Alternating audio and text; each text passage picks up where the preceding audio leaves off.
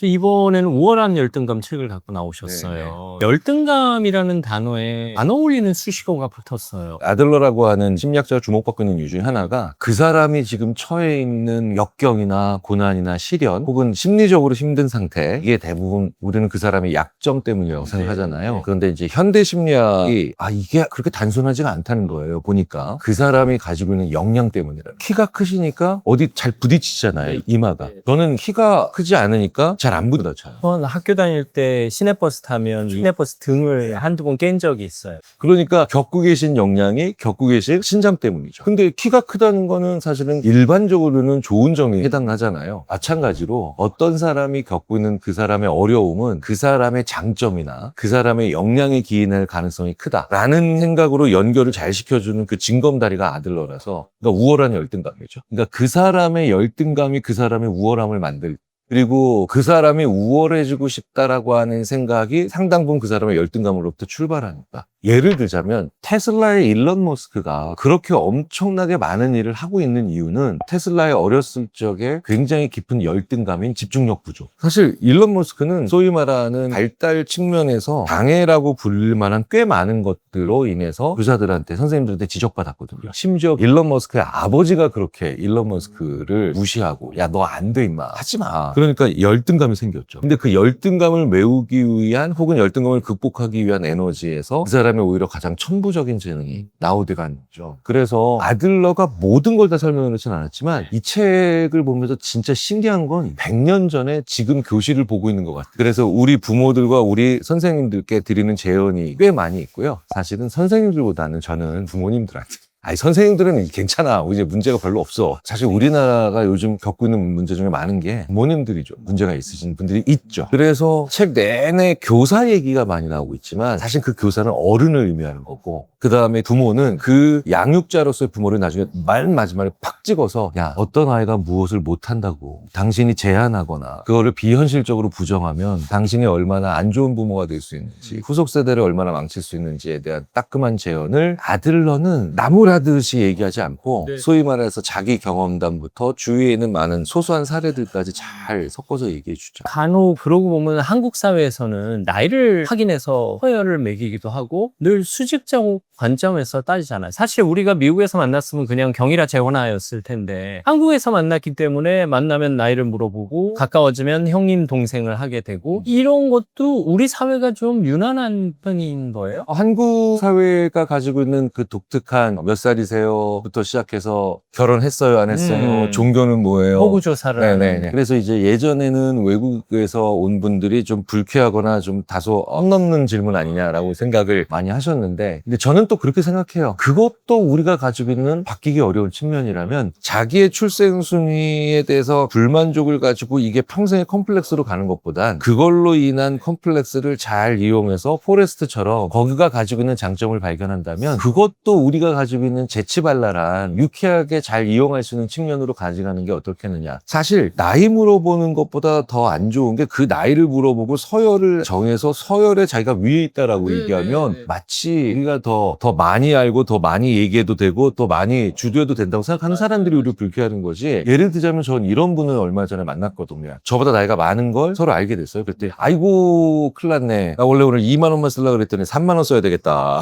하면서 이제 유쾌하게 10,000원을 더 써야 되겠다라고 얘기를 하시니까 분위기가 좋아지죠. 그러니까 아들러식으로 우리 문화를 얘기하자면 사실은 한국 문화는 왜 나이를 묻고 그다음에 심지어 종교나 결혼까지 타문에서 잘 안 묻는 것도 묻느냐, 이 사람과 내가 지금 단점으로 말하자면은 이 사람을 한 번에 파악하고 쉽게 재단 내리려고 하는 걸 수도 있지만, 장점으로 보자면 당신이랑 나랑은 꽤 관련이 있습니다. 지금 이 순간에도 한 번 보고 말사이가 아니라 앞으로도 여러 번 볼 것 같다라고 하는 그런 암시를 주고 있는 거거든요. 그래서 없애야 되는 악습은 없애야 되지만 우리가 계속해서 계속 이 모습을 가지고 있다면 여기서 유쾌하게 그 다음에 좀 재치를 발휘해서 이게 가지고 있는 장점을 좀 발휘해 나가야 되는 게 아닌가 싶기도 해요. 그럼에도 불구하고 한국 사람들은 단위가 나라는 단위보다 우리라는 단위를 쓰기 때문에 기본적으로 상대방에 대해서 가족 가족들끼리 물어보는 질문이나 가족 아니면 물어보기 어려운 질문도 많이 하는 게 사실이죠. 우리 공동체 개념에서 그래서 우리 안에서 서열을 매기기도 하고 우리 안에서도 뭔가 드러내고 싶어 하고 사실 이 책에서도 열등감은 누구나 갖고 있지만 그 열등감을 내가 감당하기 힘들 때는 열등감 콤플렉스가 된다고 말하고 그 우리 안에서도 열등감 콤플렉스를 감추기 위해 우월함의 가면을 쓴다라는 표현을 인상적으로 읽었는데, 그러니까 나 자신을 지배하는 그런 감정이 있는 게 당연한 건가요? 그 지배하는 감정을 덩어리라고 하는 정말 작가는 아무나 하는 게 아니라 그러니까 단어 선택을 기가 막히게 저걸 어떻게 덩어리라고 표현을 네. 했어요? 왜 프로이트가 이드이고 슈퍼이고 이런 얘기를 했을 때보다도 더 큰 뭔가가 오는 그러니까 덩어리라고 하는 건 나뉘지 않고 지금 하나로 가고 있다는 뜻이거든요. 그러니까 이 얘기가 저는 어떻게 받아들였냐면 우월감 덩어리는 평생 우월감만 가지려고 열등감 덩어리라고 하면 평생 열등감이라고 하는 저는 나눠지지 않아요. 사실은 우리의 자아는 우월감도 있고 열등감도 있고 우월 반 열등 반도 있고 그다음에 우월이 살짝 섞인 열등감도 있고 열등이 살짝 더 칠해진 우월감도 있고 별의별 게 다 있거든요. 그러니까 자아가 세분화되어 있지 않은 미성숙한 우리 모두를 한 번에 표현하는 게 그 덩어리라는 저는 건 느껴서 우리 안에 가지고 있는 모습이 얼마나 다변화되어 있는가를 들여다보는 거 이게 너무나도 중요하다라는 걸 느끼는데요. 예를 들어볼게요. 이거는 직업적으로도 매우 뛰어난 사람들 역시 승승장구하고 있는 사람들조차도 반드시 눈여겨봐야 돼. 그리고 왜냐면 심리학자들이 오랫동안 관찰한 게 뭐냐면 사람이 한 가지 모습으로 살 때가 가장 위험하다. 이런 얘기를 많이 하거든요. 심리학자인 저도 마땅히 누군가의 위로를 받아야 되는 그런 모습들 있잖아요. 그런 다변화된 모습을 가져봐. 그게 진짜 너의 개인이야. 너의 개인을 그렇게 너무 단순하고 쉽고 한마디로 정의 내리지 마. 너는 굉장히 복잡하고 미묘한 우주 같은 존재야. 그래서 왜 개인 심리학이란 말을 많이 해. 개인 심리학 이 말을 아들러가 제일 처음 얘기한 거지 라고 했더니 그럼 이랬던 심리학자들이 있는데 아니야 뭐 그런 건 그렇게 쉽게 보지 마 뭐 약간 의견이 분분한데 그래도 한 사람의 개인의 내면의 자아의 어떤 여러 가지 구조에 시선을 맞춘다는 측면에서는 저는 아들러라고 봐야 되지 않을까 싶은데요. 왜냐하면 이런 면에서 저희 심리학이 철학보다 좀 유리한 게 뭐냐면요. 역사가 짧아. 그 뒤로 몇 명 없어요. 그러니까 거의 초창기니까 이렇게 살짝 줄 세우고 또 이렇게 앞뒤로 하고 하면 대충 야, 우린 대충 융, 프로이트, 아들러 이렇게 딱 찝으면 맞아, 임마. 이렇게 이제 제가 얘기를 하면서 재밌게 넘기긴 하는데 관점이 좀 다르죠. 그러니까 집단 혹은 무의식 이렇게 집단은 훨씬 더 큰 단위죠. 그다음에 무의식 이거는 모두가 가지고 있는 공통적 측면이지만 한 사람, 김재원, 김기현 이렇게 한 사람의 고유한 측면에 맺히다기보다는 무의식이란 그렇죠? 이성이란 그렇죠. 이거는 개인의 차이를 막 부각시키는 건 아니잖아요. 그런데 이 아들러는 이게 아니야. 우리가 너무 서로 달라. 개인차라는 거. 그러니까 프로이트의 엄청난 공헌이 무의식적인 측면, 즉 의식되고 있지 않은 측면이 얼마나 사람의 일상적인 말과 행동에 그다음에 그 사람의 인생에 영향을 많이 미치는가를 얘기했다면 아들러 같은 사람은 사람이 얼마나 서로 다를 수 있는지 오히려 인지심리학자들은 프로이트보다 아들러가 더 많은 영향을 우리에게 줬다라고 생각하죠. 왜냐하면 심리학의 가장 중요한 단어가 개인차거든요.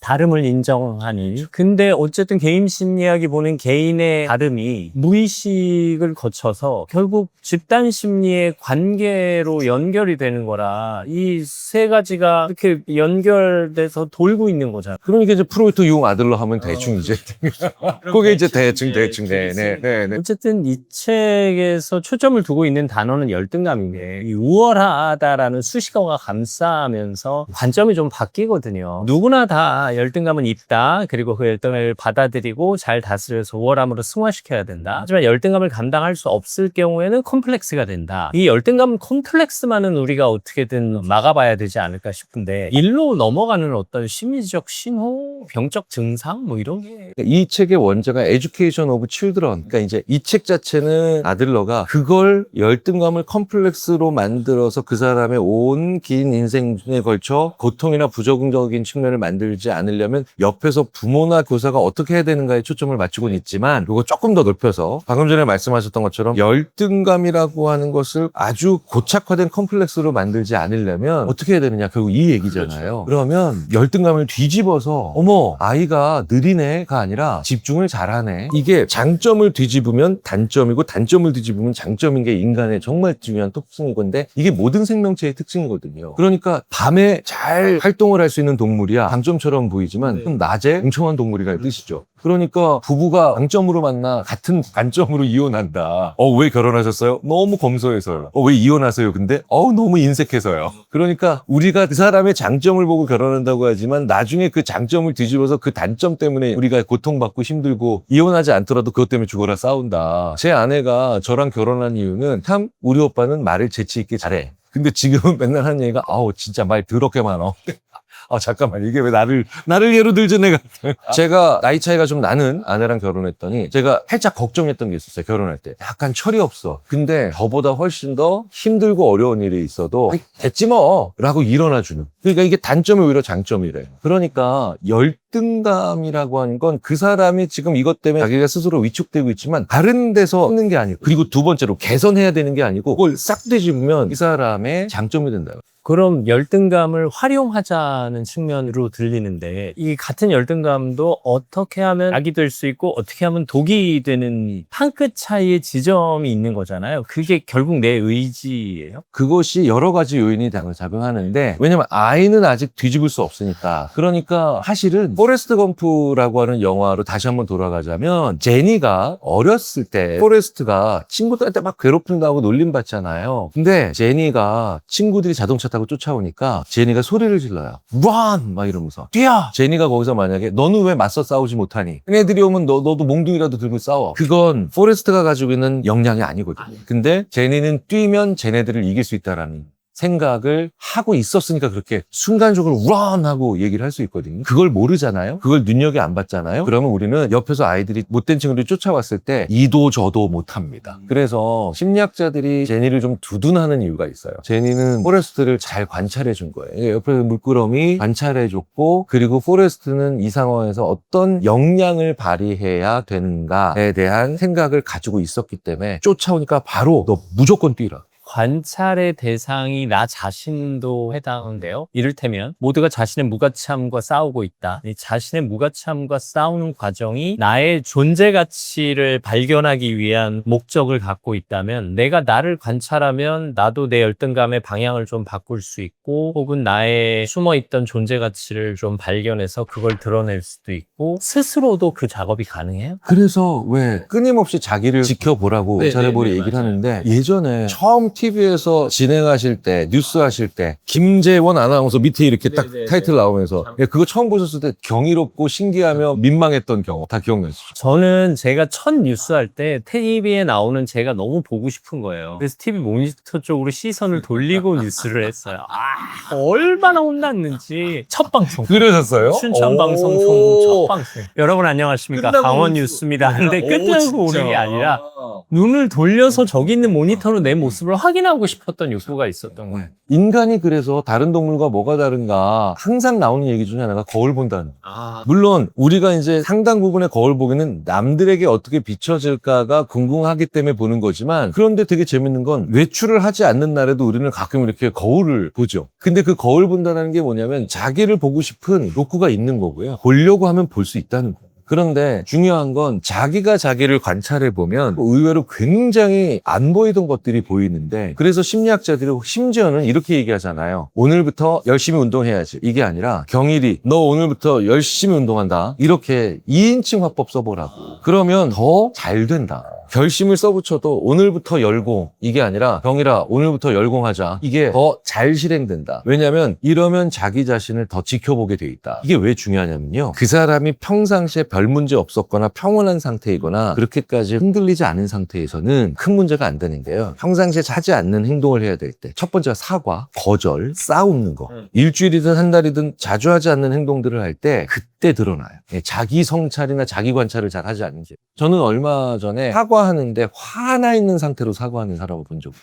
보는 사람들이 알아요. 진짜 문제가 열심히 사과하는데 상대방의 진정성을 못 느껴. 그 다음에 거절하는데 거짓말인 게 다 느껴져. 그러니까 이런 일상생활에서 늘 하지 않고 자주 하지 않는 행동을 할 때 이게 대부분 그때 티가 나요. 이게 일종의 열등감의 표현. 그러니까 그것도 그 사람의 열등감으로부터 출발하는 거죠. 특히 상대방에게 주도권을 갈 수밖에 없는, 사과는 상대방한테 주도권이 있는 거잖아요. 부탁하는 것도 그런 거잖아요. 사과나 부탁할 때 되게 이상한 사람들이 있어요. 그때가 오히려 막 사과하는데 울그락불그락 하면서 사과해서 오히려 사과할수록 일 꼬이게 만드는 사람. 그다음에 부탁하는데 이상하게 꼬여있는 마음으로 부탁을 해가지고 그냥 흔쾌하게 나 이런 거 좀 해주면 안 될까? 나 필요해서. 근데 그게 아니라 마치 너를 위한 것처럼 또 시작해서 이게 전반적인 트렌드인 양 이상한 궤변을 늘어놓는 사람. 궤변스러운 그런 것들을 모든 사람들을 보면 심리학자들이 본능적으로 컴플렉스. 그 전에 열등감에 제대로 된 소위 말하는 핸들링이 안 돼 있구나. 6년 전 책을 읽다 보면 훈계를 듣거나 혼나는 느낌이 있는데 이 책은 가상하게 얘기해 주시는 그런 느낌이었고요. 저는 이 책을 읽으면서 부모로서 반성했던 것이 아이를 보면서 특히 열등적인 요소에 대해선 한 단면만 보고 그거에 집중하게 되거든요. 근데 성격은 복합체고 통합체고 통일적인 감각에서 봐야 그 아이를 이해할 수 있다라는 대목에서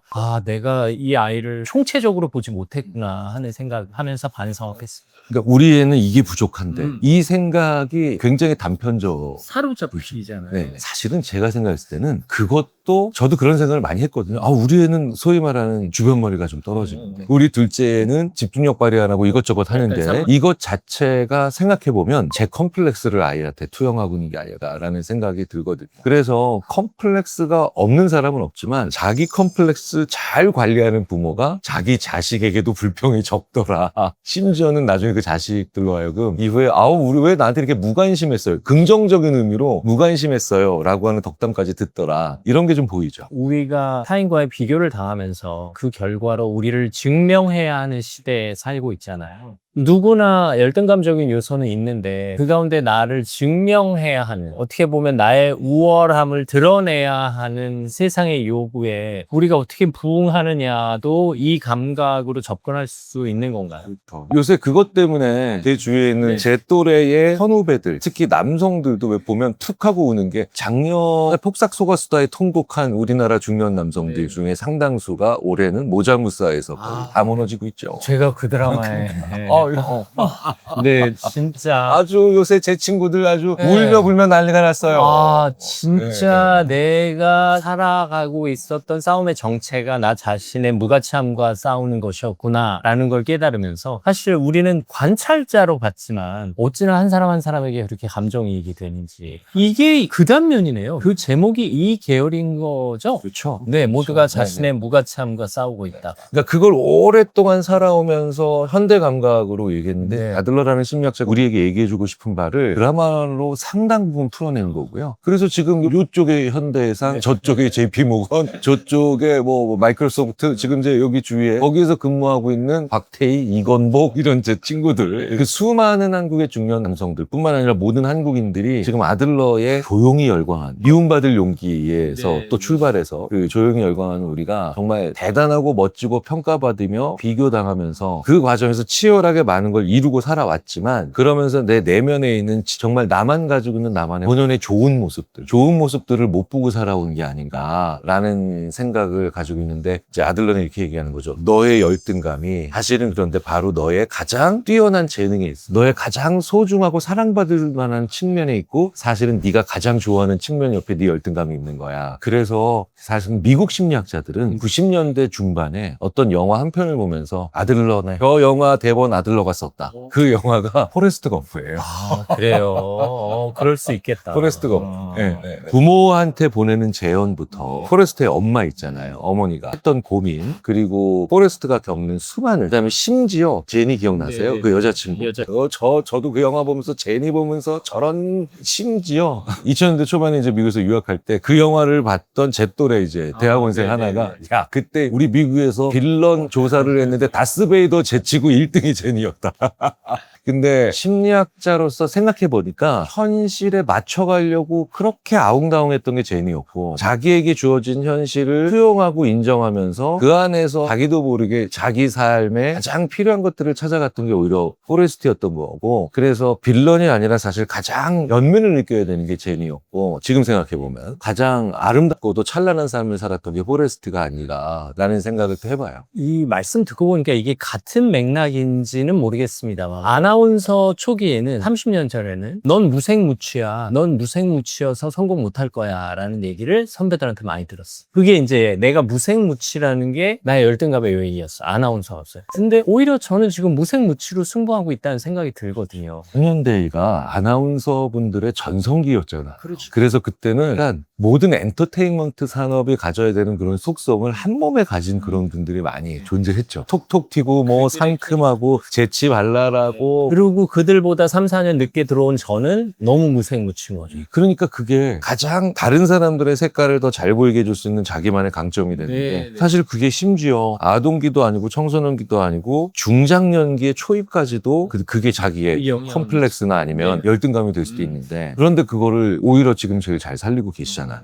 완전히 다른 위치를 잡고 계시니까. 그러니까 아들러가 그런 걸 좋아했던 거야. 아들러가 항상 했던 얘기 중에 하나가 출생순위. 절대로 바꿀 수 없는 거잖아요. 출생순위를 심리학자들이 왜 중요하게 얘기하냐면 뭐 단순히 둘째는 이렇고 셋째는 이렇고 이게 아니라 사람이 태어나서 가장 먼저 절대로 바꿀 수 없는 게 하나 있구나. 그게 사실은 젠더 같은 거. 물론 그것도 자유의지로 바꿀 수 있는 그런 세상이 왔지만 그래도 여전히 절대 다수의 사람들에게 그거는 바꿀 수 없는, 내가 태어날 때 이미 결정되어 있는 거잖아요. 젠더 다음으로 그런데 결정되어 있는 게 출생순위. 그런데 그 출생순위가 대부분의 사람들에게 자기 출생순위를 좋아하는 사람이 많지 않다는 거죠. 그러니까 저는 장남인데 장남들은 대부분 그 무거운 책임감, 부모를 대리해야 된다는 그 소위 말하는 압박감이 뭐고, 둘째인 사람들은 또 그거를 또 가지지 못한다는 탈감, 막내인 사람들은 왜 모두들 나를 아이 취급하고 내가 성인이 돼서도 또 나는 이렇게 코 흘리게 대접을 받아야 되지, 자기 출생순위에 만족하는 사람이 별로 없어요. 게다가 외아들에 대한 사회적 비판은 쟨 외아들이라서 그래. 쟨 외아들이라서 사회성이 떨어져. 저는 그 얘기했다가 뭐 친구랑 크게 싸운 게 아니에요. 그 친구가 너무 격하게 쌓였던 울분을 토해내서 그 친구의 25년 인생이 쫙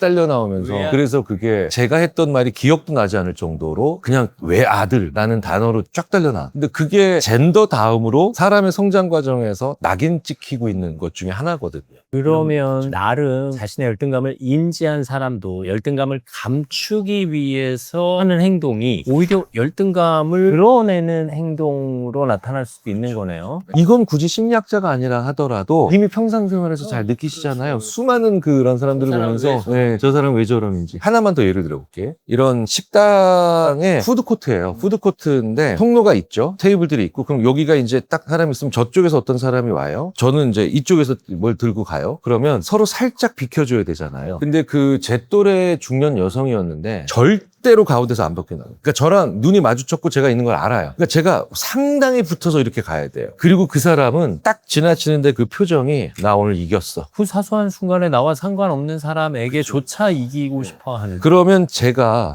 왜 저래? 라고 할 수 있지만 그러면서 본인이 드는 건 저 사람의 치유되지 않은 컴플렉스가 오늘 한 번 또 발휘되고 있구나. 참 안 됐다. 라는 얘기로 저는 이제 심리학자니까 조금 훈련받은 것도 있어서 그렇게 생각하죠. 저한테는 제 불쾌감을 다독일 수 있는 이유이기도 하고, 사실은 또 다른 하나는 뭐냐면 사람의 열등감이나 컴플렉스가 치유가 안 되면 저렇게까지 매번 사소한 충돌을 만들어내겠구나 라는 생각을 하죠. 근데 이런 경험 다들 있으시잖아요. 그럼요. 네. 그래서 제가 요즘 조심하는 게, 저는 제2이기도 하고 해서 저 사람 판단하지 말아야지. 판단 중지. 근데 설령 판단하더라도 표현하지 말아야지. 표현 중지 명령. 근데 설령 표현하게 되더라도 그 사람이 어떤 반응이 왔을 때 나는 반응하지 말아야지. 반응 중지. 이런 마음가짐으로 살아가는 게 좀 갈등을 줄일 수 있는 요인이 돼요. 이항은. 이항인의 개념에서. 그걸 외향적인 사람이 자기 전략으로 하면 좀 힘들 수도 있어요. 근데 이향적인 분들, 예전 내용을 안 보신 분들한테 좀 잠깐 부연 설명을 드리자면, 내향적이다, 외향적이다의 가운데가 아니라 이향적인 분들은 좀 다른 영역에서 그걸 지켜보시는 그런 분들이죠. 그래서 이런 분들은 오히려 그 전략이 자기에게도 좋고 타인을 향한 사회적으로도 더 적응적일 가능성이 높죠. 판단 중지, 표현 중지, 반응 중지. 왠지 아세요? 이향인들은 거기 말고 다른 생각으로 가기가 쉬워. 그러니까. 다른 거 할 게 많아. 굳이. 근데 내향적인 분들은 거기에 몰입하고 집중하고 있는 경향이 강하기 때문에 딴 생각하자라고 하면 더 힘들 수도 있어요. 그러니까 방금 전에 제가 말씀드린 그 내용은 오히려 내향적인 분들한테 더 맞아 떨어지겠네, 진짜. 말씀드리다 보니까. 그리고 지금 말씀하신 건 좀 이향적인 분들. 외향적인 분들은 이제 뭐 한석준 아나한테 전화 내가 아나운서에서 전화해서 제가 물어볼게. 이 책은 이제 결국 교사 역할을 하는 사람, 그다음에 내 주변에 누군가를 돌보는 사람, 혹은 부모님들이 읽으시면 좋은 책이 되는데, 아이가 건강한 마음을 갖게 하기 위해선 부모가 어떤 마음가짐으로 아이를 바라봐야 하느냐를 이 책이 가르쳐주고 있잖아요. 계속해서 선생님들 얘기를 해요. 근데 지금 선생님들은 상당히 많이 이걸 다 실천하고 계세요. 네네. 그래서 선생님들이 아니라 이걸 우리 사회의 젊은나 어린이들을 보는 어른으로 바꿔서 보시면 훨씬 더 좋을 것 같아요. 실제로 역자 서문에서 교수님이 아이는 어른의 설명보다 태도를 먼저 배운다. 우리가 구구절절 논리적으로 얘기하는 것 같지만 사실 아이들은 그거 못 알아듣는 경우가 많고, 엄마가 혹은 아빠가 쓴 어려운 단어들 때문에 정확한 이해가 힘들지만 그 태도를 보고 받아들이고 엄마 아빠가 나를 얼마나 사랑하는지조차 평가하지 않을까 생각도 하게 되네요. 제가 최성애 박사님 아버님 얘기를 가끔 드리는데 태도가 얼마나 중요하지. 최성애 박사님이 이렇게 얘기를 하시면 꽤 후배거든요. 저랑도 얘기하실 때 보면 참 어린 사람들도 잘 존중해 주시는데 그게 어떻게 가능한가 궁금해서 얘기해 주시더라고요. 돌아가신 아버지한테 아빠하고 가면 아빠가 TV를 보고 계시다가 성애야 이렇게 얘기를 하시는 게 아니라 가장 먼저 하시는 행동이 TV를 끄셨대요. 이게 모든 게 끝나는 것이. 이런 존중을 받았던 어른의 태도를 받던 어린이 최성애가 나중에 커서 어떻게 타인을 존중해 주지 않으면서 최성애 박사님은 딱 오잖아요. 그럼 그 자리 자체가 품격이 올라가. 그래서 제가 얼마나 제가 땅을 치고 후회했겠어요. 저 이런 행동 얼마나 많이 했겠어요. 아빠라고 이제 저희 첫째 딸 시원해서 왜? 그래도 쳐다라도 보면 다행이죠. 왜? 이럴 수도 있는 거잖아요. 그래서 무조건 끄고 덮고 놔두고 대화하자. 이거 하나를 이미 사춘기도 다 넘기고 성인기에 들어갈 만한 또래에 있는 제 딸들과 했었거든요. 이거 하나를 진짜 몇 달 안 됐는데 제 아이들도 무의식 중에 저를 따라하더라고요. 보면서 대화 안 해. 저랑 눈 마주쳐보고 얘기하고 그리고 난 다음에 심지어 그래서 이런 얘기도 해요. 참 부담스럽네요, 아빠. 어른의 태도 너무 중요하죠. 근데 태도를 만들어낸 것 중에 하나가 그 사람의 가정, 기대잖아요. 믿음이잖아요. 그러니까 믿음, 가정, 기대가 얼마나 중요한가를 또 마지막에 얘기해 주는데 그렇다고 무작정 우리 애는 완벽해, 우리 애는 엄청나 이게 아니라 제발 우리 아이에게 나의 열등감이 컴플렉스화되는데 그 컴플렉스를 투영해서 무작정 믿지도 말고 어떠한 기대도 하지 않는 무책임한 자세도 범하지 마라. 이거 하나는 명심하라는 거죠. 내 아이에게 정말 많은 나의 컴플렉스가 투영되고 있다. 그러니 늘 끊임없이 의심해봐라. 그리고 늘 끊임없이 체크하고 점검해봐라. 항상 매일 기꺼이 그때마다 점검해보자는 거죠. 내 아이한테 하는 나의 지도, 지금 우리의 젊은 세대들에게 하는 우리의 당부가 우리의 컴플렉스가 아닌지. 관찰, 점검. 아이의 열등감이 컴플렉스가 되지 않게 하기 위해 아이의 열등감을 활용하기 위해, 그리고 심지어 내 열등감을 아이에게 투영하지 않기 위해. 늘 들으는 말씀이지만 그렇게 간단히 정리가 됩니다. 네, 열심히 하겠습니다. 네. 여러분 안녕하십니까? 책을 읽고 삶을 이야기하는 대화 채널 책과 삶 사람 산책의 김재원입니다. 광암교보문고에 나와 있습니다. 심리학자는 힘들 때 어떤 책으로 위로를 받을까요? 여러분 좋아하시는 온 국민의 심리학자가 저기서 책을 읽고 계시네요. 함께 가보겠습니다. 안녕하세요 교수님. 안녕하세요. 네, 온 국민의 심리학자 김경일 교수와 함께합니다. 김미식 PD님. 네. 이 책 잘 된다고 하던데. 얼마 전에 강연에서 앞뒤 강연자로 텄었는데 만나셨구나. 너무 유쾌하고 즐겁게 강연하셔가지고 저는 제가 강연자인 것도 까먹고 이분 강의를 그냥 들어서 주최 측에서 정신 차리라고 그래서 궁금해가지고 지금 계속 읽어보고 있었어요. 사실 이렇게 서점에 오면 손에 잡혀있는 책을 먼저 보시는 편이세요? 아니면 작정하고 찾으러 온 책이 있는 편이세요? 5대5예요. 네, 어떤 날은 정말 작정하고 그 책들만 계속 보고 가고요. 어떤 날은 진짜로 왜 서정록, 살림님처럼. 그렇죠. 이게 심리적으로 위로 효과가 있어요? 책에 둘러싸이는 것만으로?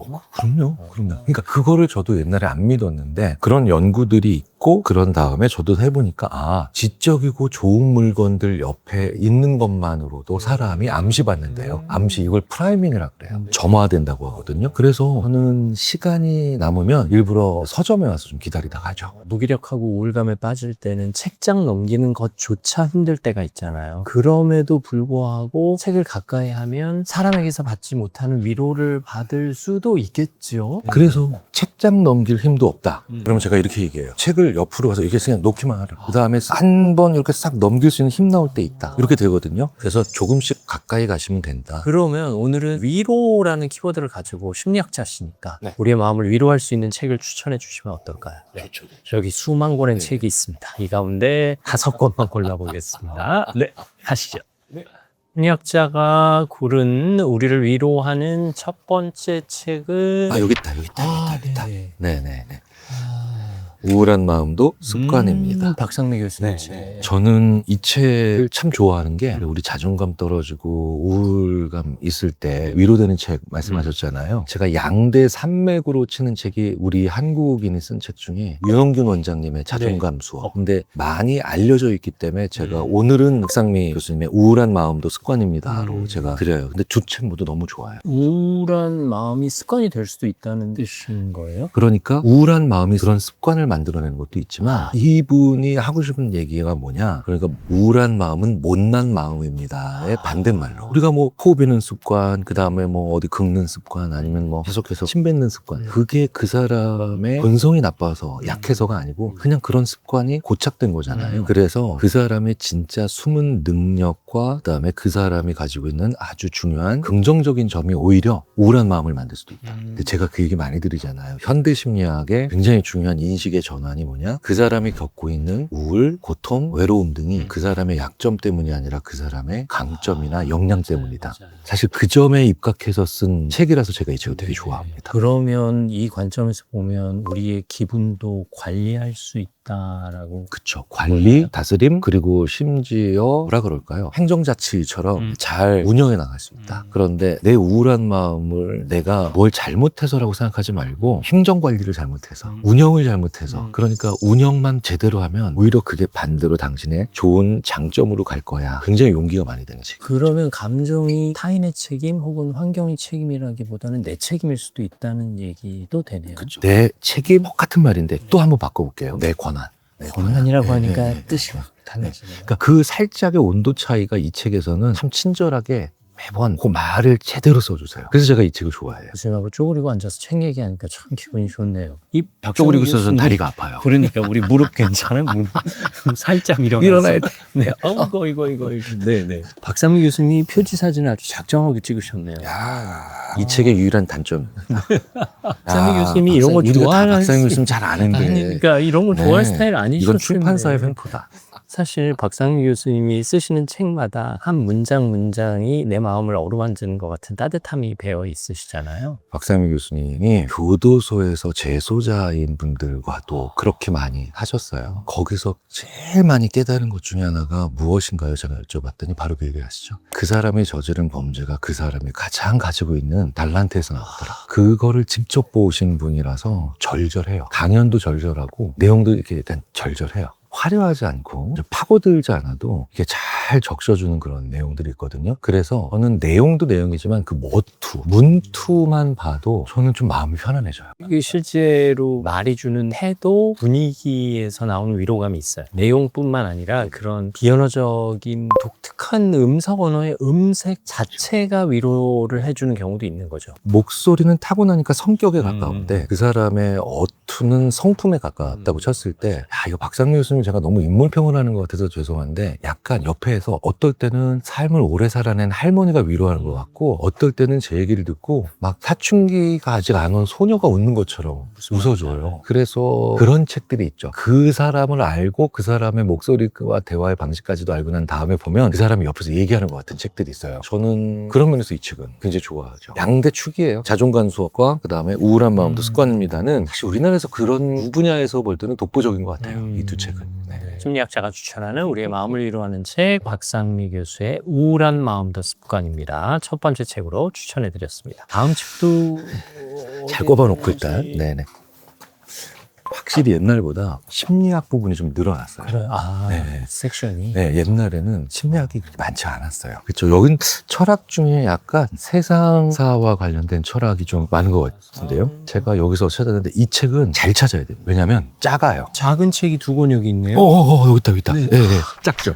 김경일 교수가 추천하는 두 번째 책, 개소리에 대하여입니다. 책이 기념품. 예, 예, 예. 그 약간 무슨 어떤 책에 무슨 뭐 굿즈 같은 느낌도 그러니까. 펼쳐보시면 이 얼마나 얇아요. 엄청 얇죠. 네. 그래서 내용 진짜 얼마 안 되는 것 같죠. 네네네. 그런데 이 책은 대학원생들한테 책 한 권씩 주고 발표해라 라고 하면 선배들이 다 이 책을 집어요. 아, 그래요? 너무 작고 얇으니까 지옥을 경험하게 됩니다. 아, 그야말로 영어 제목이 On Bullshit이에요. 네. 실제로 첫 문장이 우리 문화에서 가장 눈에 띄는 특징 가운데 하나는 개소리가 너무도 만연하다는 사실이다. 이 우리 문화가 인류 문화인 인류 거죠. 개소리가 뭐냐면 진심으로 하는 헛소리, 거짓말이 아니라는 거예요. 사람이 우리는 진실을 얘기하느냐 거짓을 얘기하느냐 우리는 이것만 보잖아요. 네네. 근데 거짓말 옆에 더 못된 게 있는데 그게 거짓말은 자기가 거짓말하고 있다는 거 알잖아요.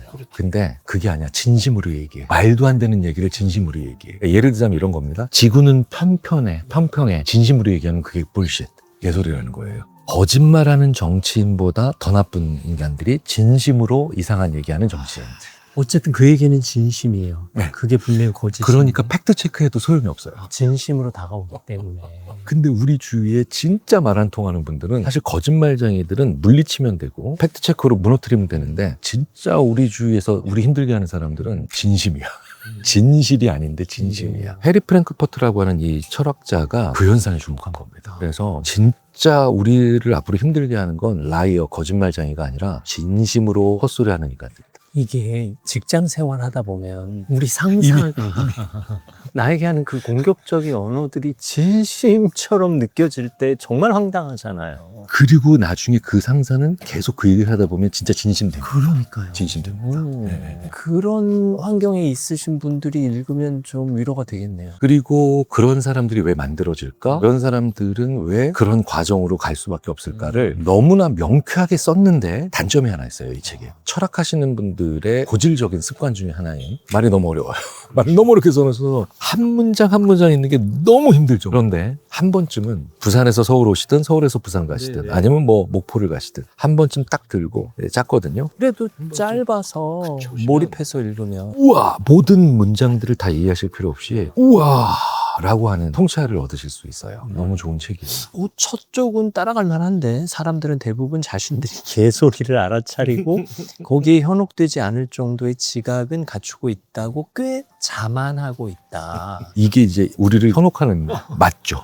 근데 불과 이제 20페이지 정도만 뒤로 가면 따라서 세심하게 만든 개소리라는 개념에는 어느 정도의 내적 긴장이 있다. 세부에 대한 사려 깊은 주의는 교율과 객관성을 요구한다. 그러니까 이게 사실은 한 챕터, 한 단락 정도에 되는 문장이거든요. 이걸 함축해버리니까 철학자들의 그 사고력으로 그래서 어려웠긴 하지만 한 문장 한 문장씩 보시잖아요. 야, 자기 성찰에 또 이만한 책이 없죠. 이게 사실 모든 문장을 이해한다기보다 내가 적용할 수 있는 보석 같은 문장 한 문장만 찾아내도 이 책을 읽은 가치는 있는 거잖아요. 그 강원국 작가님이 그러셨잖아요. 네네. 야, 책 한 권 읽고 정말 좋은 문장 두세 개만 찾아내도 너 그날 횡재한 거다. 맞아요. 그리고 그 문장을 기억할 수만 있다면 그건 뭐 내 인생 책이 되는 거죠. 그러면 이제 이어령 박사는 되시. 그렇죠. 자, 해리 프랭크퍼트의 On Bullshit. 개소리에 대하여 우리 심리학자께서 추천해 주신 책입니다. 저한테는 인생책 중에 하나입니다. 네. 이 책 들고 다니시다가 뭔 개소리 같은 책을 읽고 있어 라고 핀잔을 들으신다면 김경일 교수가 추천한 책이야 라고 말씀하시면 됩니다. 자, 다음 책은 또 어디에 있을까요? 아, 요 옆에 작은 책이 있구나. 감각적이다. 네, 그러니까요. 이건 책이 예뻐 그냥 책이. 이 책이 예뻐서 사고 책이 싶네요. 예뻐. 네. 자존감 수업이 여전히 많이 풀리나 봐요. 오, 뭐 그러게요. 이 책은 왜 이제 소위 말하는 스테디셀러의 반열에 올라가기도 제대로 올라갔죠. 아들러의 미운 바들 미운 바들. 여기도 여전히 있고. 행복의 기원. 아, 이것도 네, 또 보세요. 와, 네. 성욱 교수가. 김경일.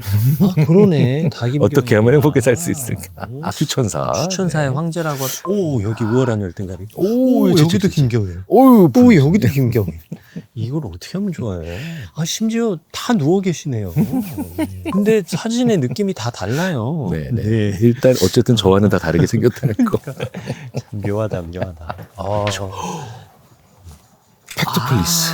이거. 네, 팩트플리스. 이 책은 워낙 유명한 책이잖아요. 한스 로슬린을 제가 되게 좋아해요. 사실 유명한 분이라서 좋아한다기보단 세계관이 저랑 비슷해요. 뭐냐면 그래도 우리 인류는 진보하고 있다. 이 믿음을 끝까지 놓지 않고 있기 때문에 사실 이게 통계와 통계적인 허구와 그거에 대한 우리의 오판들을 다루면서 그러면서도 유쾌하게 우리가 나아갈 바에 대한 제시를 하고 있거든요. 사실 이 책은 그래서 싫어하는 분들도 계세요. 뭐냐면 너무 인류 사회를 미화하는 거 아니냐. 근데 사실은 그렇게는 저는 안 봐요. 그럼에도 불구하고 우리는 진보하고 있다.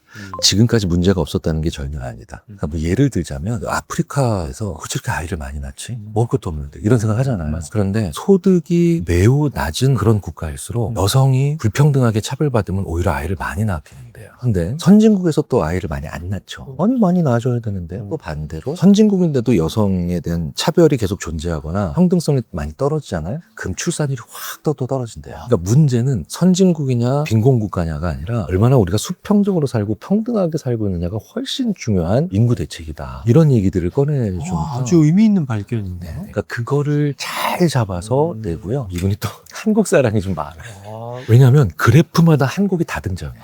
왜 그러냐면 한국이라는 나라가 얼마나 특별한 나라고 한국이라는 나라가 얼마나 앞으로 많은 것들을 보여줄 수 있는 나라인가에 대한 그거를 다 매력적인 나라라는 걸 많이 얘기를 한 분이라서 한국 사람이고 저는 제가 이상한 사람이 아니라면 굳이 그런 얘기를 싫어할 리가 없죠. 그럼요. 네네. 그래서 얘들도 한국의 예가 되게 많이 나와요. 그래서 펼치면 그래프에 스칸디나비아 반도 얘기를 하고 있는데 이쪽 축에는 사우스코리아가 꼭 들어가 있어요. 이 목차 구성이 아주 감각적이에요. 단어를 잘 뽑으셨는데 본능을 중심으로 간극 본능, 부정 본능, 직관 본능, 공포 본능, 크기 본능에 심지어 일반화 본능, 우리가 흔히 따질 수 있는 사고의 오류. 찌찌뽕. 그러게. 찌찌뽕. 찌찌뽕은 뭐라고 하는 거였지? 잊어버렸네. 뭐였지? 해제가 뭔지 모르겠어요. 근데 이것도 여기 이제 그래서 실제로도 인스팅트라고 돼 있잖아요. 네네. 본능. 심리학자들은 이걸 편향, 오류 이렇게 부르죠. 근데 뭘 굳이 편향이랑 오류라 그래. 우리 본능이 그런데. 그러니까 약간 인간과와 세계관이 우리 못됐어, 잘못됐어. 인간은 태어날 때부터 아주 나쁜 존재야. 이게 아니라 성선설과 성악설에서는 약간 성선설에 기반한 그런데 그 본능적인 측면 중에 세상과 만나서 약간 오류가 만들어지기 쉬운 본능들이 있어. 요런 톤이에요. 그래서 팩트풀리스는 성공한 사람들이 좋아하는 책입니다. 그러면 이 제목의 뜻을 어떻게 들여다봐야 돼요? 그러니까 이게 사실에 충실함이에요. 그러니까 마인드풀리스라는 말도 만들어낸 거죠. 그쵸. 마음 챙김. 맞아요. 근데 이제 팩트풀리스도 마인드풀리스처럼 사실 챙김이라는 거니까 우리말로 사실에 충실하면 제발 너의 잘못된 시각이나 아니면 기존의 선입관이나 아니면 세상의 이분법적 사고를 가지지 말고 있는 그대로 데이터를 잘 지켜봐봐. 우리가 언젠가부터 팩트체크란 말을 하지만 팩트체크조차도 자신의 관점에서 들여다보고 있잖아요. 근데 그 사실 자체에 충실하다 보면 그 사실이 내포하고 있는 충만한 가치를 발견할 수 있다로 접근하면 되겠네요. 그래서 이 한스 로슬링 같은 분들은 그래프를 쳐다볼 때 아주 간단한 그래프인데 이게 뭐예요? 해석을 하지 않고 모양이 이래? X축은 이거야? Y축이 이거였네? 그러니까 이렇게 어린아이가 새로운 물건을 보듯이 간단한 그래프 하나도 우리는 어떤 주식의 그래프를 보면 이거 상승이? 하락이야? 뭐 변동폭? 이게 먼저 들어가잖아요. 그게 아니라 어머 이상한 모양이네? 야 이거 특이한 분포다. 이런 식으로 보기 시작했을 때 가지는 저자인 한스 로슬링도 늘 말씀드리잖아요. 관찰력이 뛰어난 사람. 추리력, 설명력 이건 사실 그 다음이거든요. 그냥 그걸 있는 그대로 바라보는 관찰력이 뛰어난 사람. 근데 우리가 뭔가를 바라볼 때 뭐 그게 그래프든 사건이든 사물이든 나만의 분석 공식이 있잖아요. 그래서 그냥 그 분석 공식 순서대로 1번 뭐 2번 뭐 이렇게 해서 해버리는데 일단 그것으로부터 벗어나서 관찰. 사실 저도 참 안 됩니다만 노력 중입니다. 그래도 이걸 인생책으로 꼽았다는 건 뭔가 삶에 직접적인 영향을 받았다라는 뜻인데. 스티븐 핑커, 한스 로슬링 이런 연구자들은 비관적이지 않고 그래도 우리는 결국 나아지고 있어. 우리 인류는 그래서 100년 후에 망할까 안 망할까.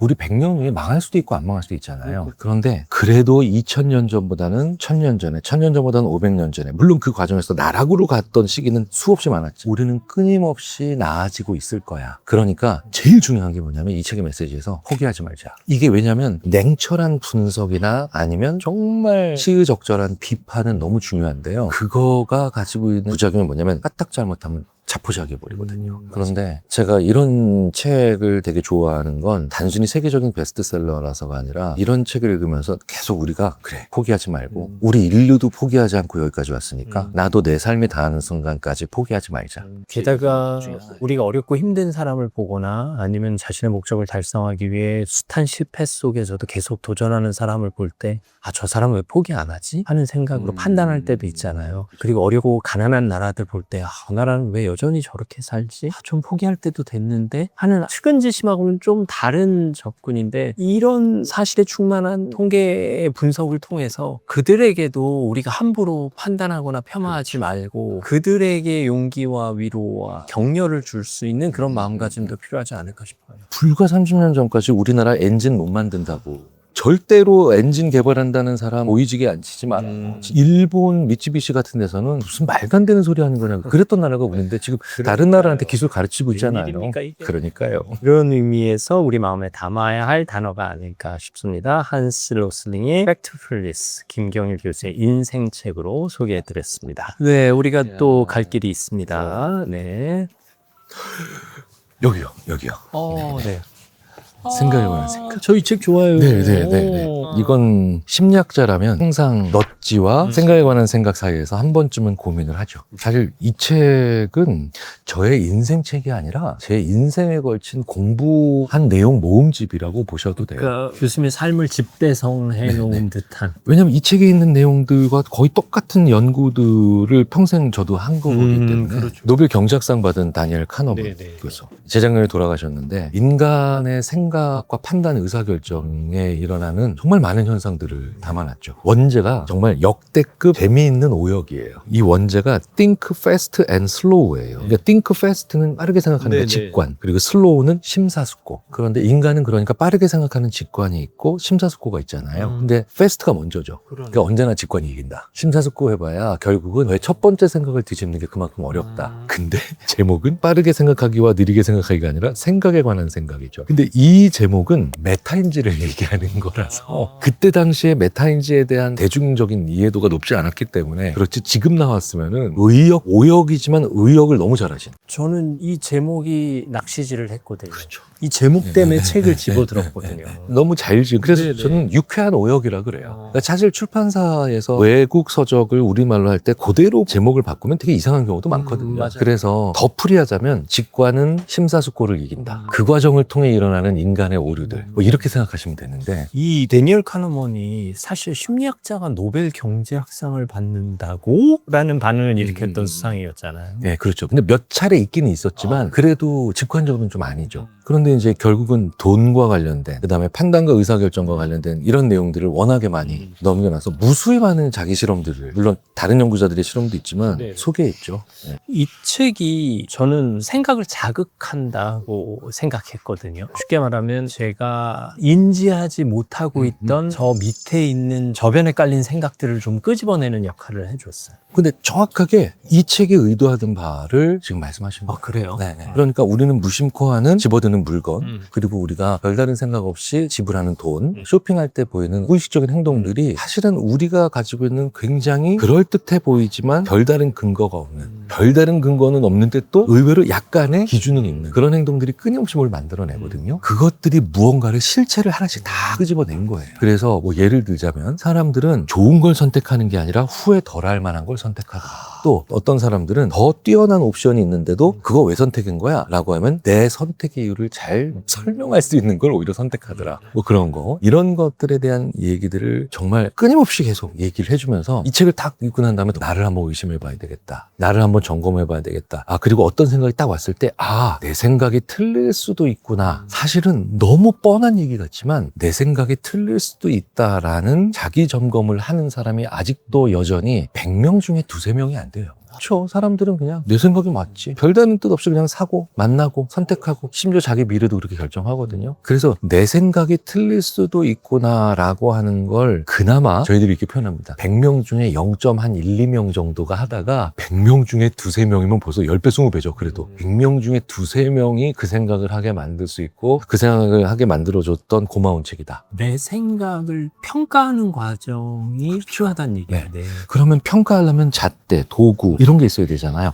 그거를 제시했던 거죠. 그 모자무사라는 드라마에서 변은하 고윤정 배우의 어린 시절의 변은하가 9살 때 엄마에게 그걸 물어봐요. 엄마, 생각이 나야 행동이 나야? 생각과 행동은 다를 때가 있는데 행동은 다 하지 못하지만 생각은 어디든 갈 수 있고 무엇이든 될 수 있잖아. 이런 질문을 한단 말이에요.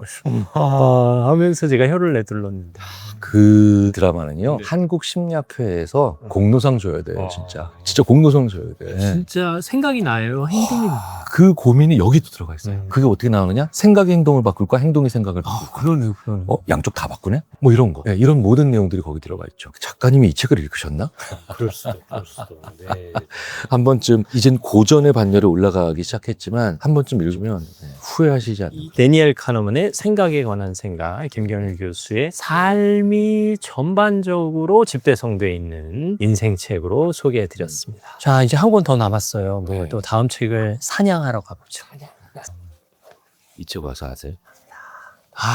행복의 기원. 이건 뭐, 성국 교수님. 이건 뭐, 네네. 그냥 끝. 인간의 행복은 어디서 오는가? 행복의 기원입니다. 많은 사람들이 좋아하시고요. 성공하신 분들 좋아하시고요. 소통 강사들이 강의에 가장 많이 인용하는 책이기도 합니다. 부자들이신 분이나 성공하신 분들의 책상에서 의외로 굉장히 자주 발견되는 책이고요. 자, 보세요. 추천인이 참 중요해요. 그렇구나. 제가 추천사를 이렇게 썼어요. 어떻게 하면 행복하게 살 수 있을까? 이 어려운 질문에 10년 전부터 항상 행복의 기원부터 읽으라고 대답했다. 이 책은 사실 뭐 워낙에 많은 분들이 설명하고 있지만 제가 이 책을 굉장히 좋아하는 이유는 패러다임 시프트를 한번 할 수 있도록 도와주셨다. 너무 지금 표현이 그런가? 우리 인식을 한번 전환시켜 준 거죠. 행복은 목표가 아니라 도구다.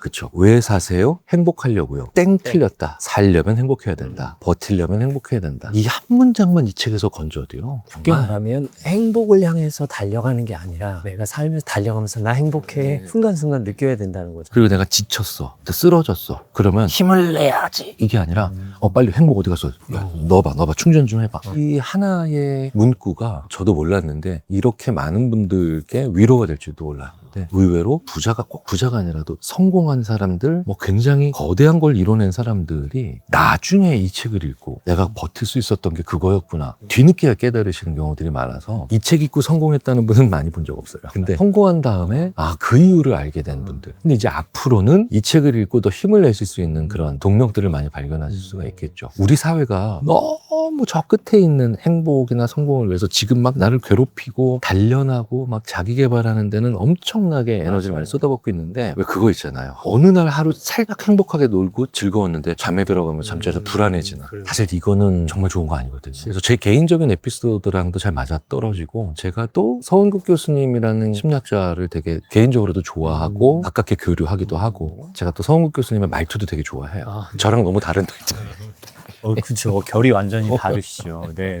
그래서 사람이 자기랑 매우 상이하고 다른 스타일의 사람을 좋아하는데 재밌는 건 이 성욱 교수님의 수업에 들어가면 첫 마디가 뭔지 아십니까? 뭐야? 내 책이나 내 수업 듣고 행복해질 수 있을 거라고 하는 착각을 절대 하지 말라고. 중요하다. 그러니까 인간에 대한 그리고 삶에 대한 굉장히 비관적인 얘기를 하시는 것 같지만 오히려 그 가운데서 희망이 보이고 실마리가 보이는. 어떻게 보면 내 삶에서 진즉 느꼈어야 할 행복을 발견하게 하는 책이 그렇죠. 아닐까 싶어요. 그 얘기를 했어야 되나. 그 얘기를 했어야 되나. 왜 저에게는 네네. 이게 뭐 잠깐만 쓰러진다. 죄송합니다. 조심하시고요. 이 서점에서 이런 행동 그러니까 하면 안 되는데. 이러시면 안 됩니다. 네네. 아유 오늘 다양한 책들을 통해서 이 책의 제목을 듣는 것만으로도 위로가 됐습니다. 사실 책의 제목을 통해서도 위로를 받을 수 있는 거잖아요. 이게 지금 인간의 행복은 어디에서 오는가라고 하는 건 이 내용이 사실 저도 옛날에 여쭤봤거든요. 그러니까 지금까지 몰랐다는 거지. 그러네. 아주 중요한. 그 말로만 벌써 위로가 되더라고요. 그러네. 이게 나만 몰랐던 게 아니고 네, 다 네. 몰랐던 거고 심지어 심리학자들도 몰랐던 거니까. 그 츤데레 같은 말투로 그건 몰랐다는 거지. 딱 이렇게 얘기를 서구 교수님이 하는데 어우, 서 교수님 목소리가 들릴 것 같아. 진짜 같은 동료 심리학자로서가 아니라 한 사람의 인간으로서 위로를 받죠. 그런 묘미가 있는 한국의 자기 색깔을 가지고 그 색깔 자체로 우리에게 한번 뭔가를 알려주는 그런 심리학자라서 네, 이쪽으로 우리의 지친 마음을 위로하는 책들, 또 김경일 교수의 인생책까지 추천받았습니다. 끝으로 서은국 교수의 행복의 기원 전해드리면서 책방나들이 여기서 마무리 짓겠습니다. 책과 삶, 사람 산책이었습니다. 다음 시간에도 여러분 곁에 있겠습니다. 저희는 책방 좀 더 둘러보고 가겠습니다. 고맙습니다.